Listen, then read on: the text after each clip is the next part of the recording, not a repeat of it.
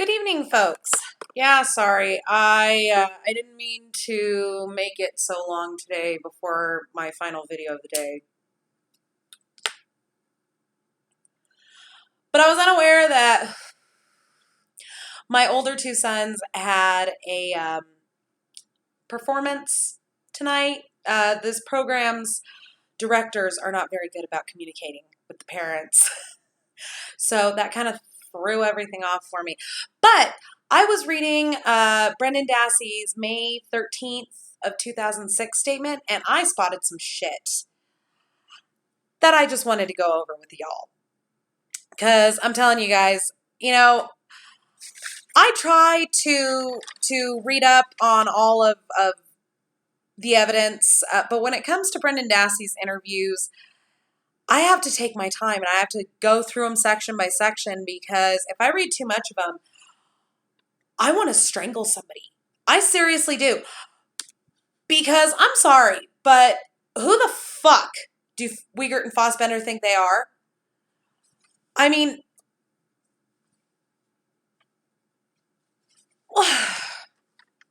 so anyways, as you know, with the May 13th, do I need to grab the salt? With the May 13th interview, Kaczynski set this up. And he should have been there, but he wasn't, because he's a douche canoe. But here's what I find very interesting, folks. I spotted a lot of incongruencies in here. And the funny thing is that there's so many incongruencies between all of the statements of Brendan's that I'm trying to figure out how in the hell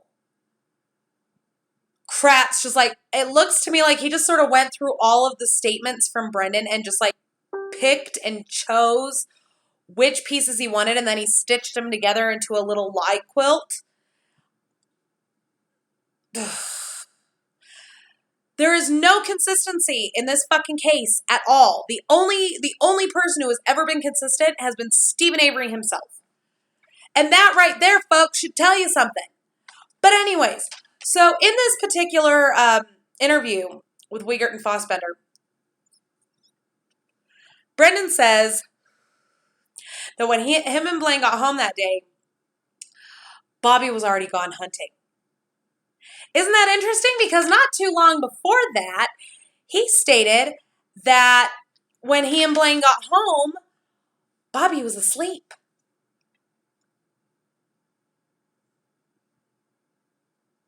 So, what, Kratz, you're just going to gloss that shit over? Then he says that he called his friend Travis at around 5:30. But we know from Scott's statement that at around that time, Barb was still home. I can't wait for her statement to police to be released, because I've got to read this shit. This is the line that got me, though. Oh God, every fucking time I read something coming out of Fassbender's mouth, I want to kick him in the taint.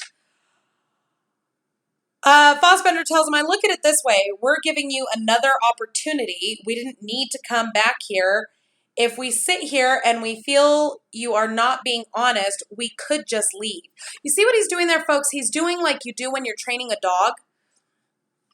You know, the dog does something bad and you tell them very stern, no. And then they start to do what you want. They start coming on the lead. Okay, let's walk. And then, good boy, Brendan, good boy. Here's a milk bone. Tú sabes. Then Wiegert tells him, you're the one who wanted to talk with us. No, Wiegert, he didn't want to fucking talk to you.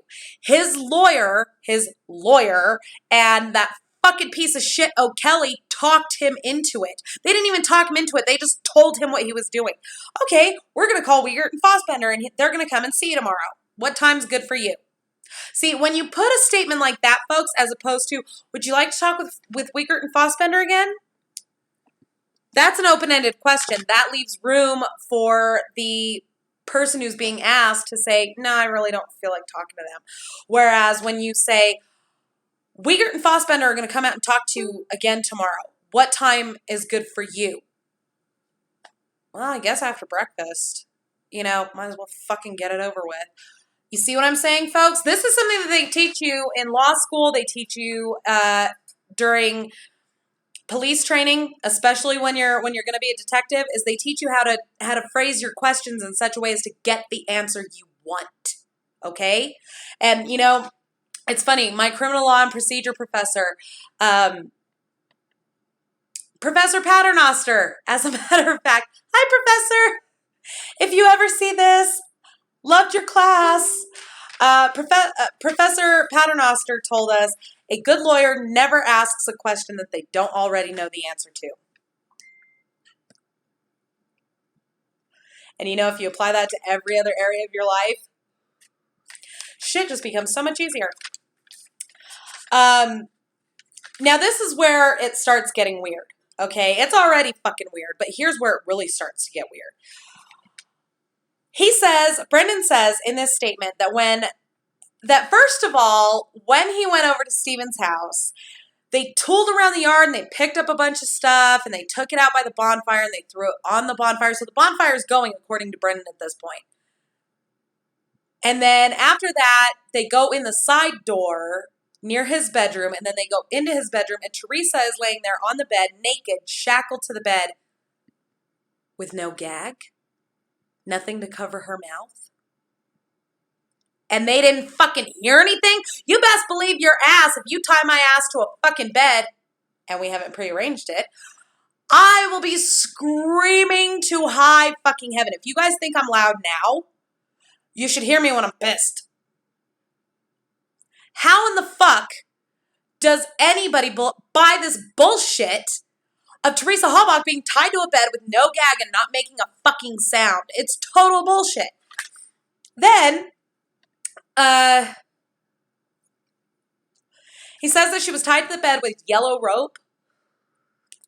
I don't recall a length of yellow rope being fucking entered into any evidence logs, folks. I mean, I could be wrong. Those things are dense. So, if anybody saw any yellow rope tagged anywhere, let me know. But I don't recall that. And then he describes the leg cuffs as silver. No pink fluffiness going on there, folks. That's an odd detail to omit, don't you think? I mean, they're fucking bright pink. And Fassbender even tries to get him to say it.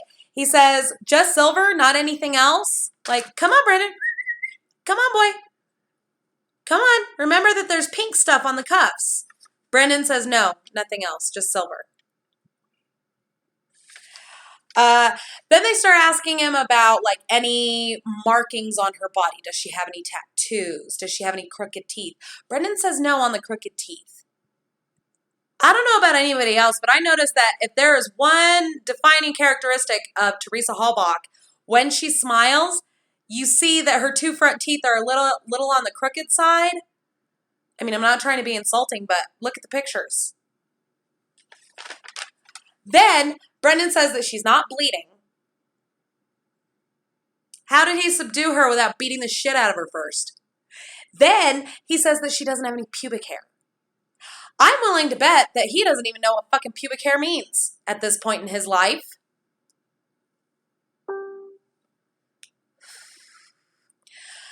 He says that Stephen tells him to have sex with her. He gets on top of her. He does not ejaculate, and he was only on top of her for about 2 minutes.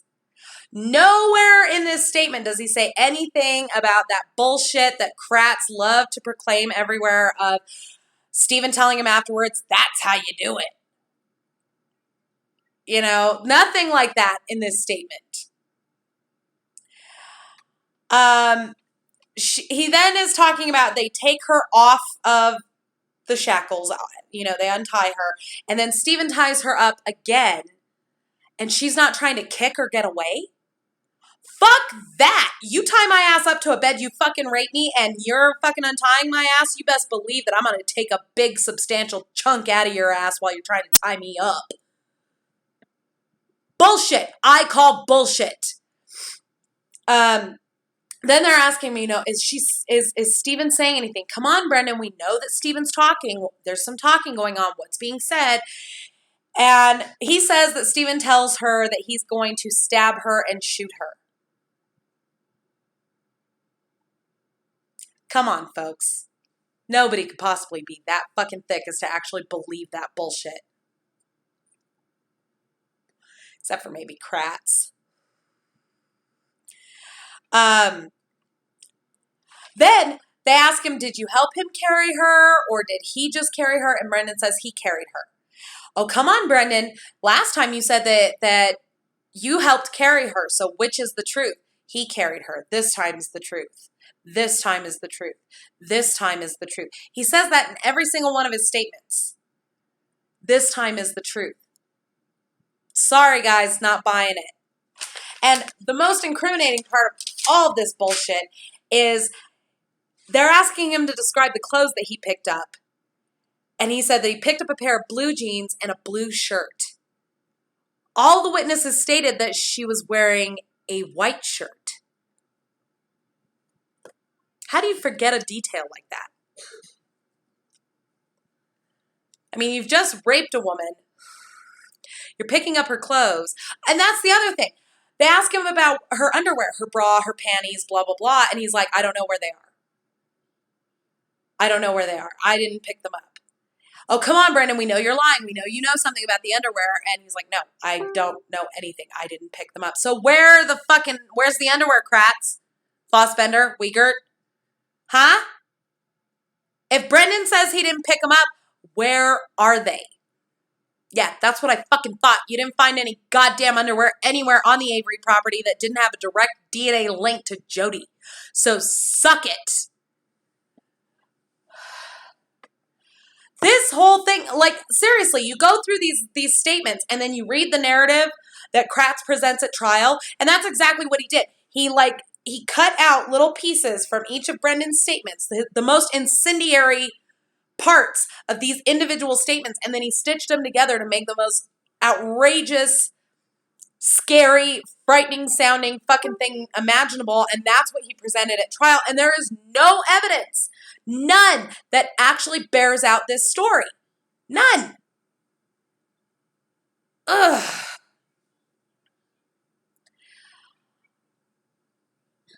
Ugh. I can't get over it, folks. I'm sorry. These people are driving me up the fucking wall with this bullshit. At any rate, yeah, so that's what I've got for this evening. I will present to you a additional bit of analysis tomorrow on Brendan Dassey's May 13th statement to Wiegert and Fossbender, Moose and Squirrel. So thank you all very much for watching. I will include the link to this statement in the description of the video. Don't forget, first of all, hit the subscribe button. Second of all, don't forget to subscribe to me on Twitter. Follow me on Twitter. You'll find the link for that on my About page on my channel. And that's pretty much it that I can think of. I do have a petition that I need everybody to sign. It's a new petition to open up the federal investigation into the Manitowoc and Calumet County Sheriff's Departments, and I will go ahead and include that link down below as well. So thank you all very much for watching, and we'll see you next video.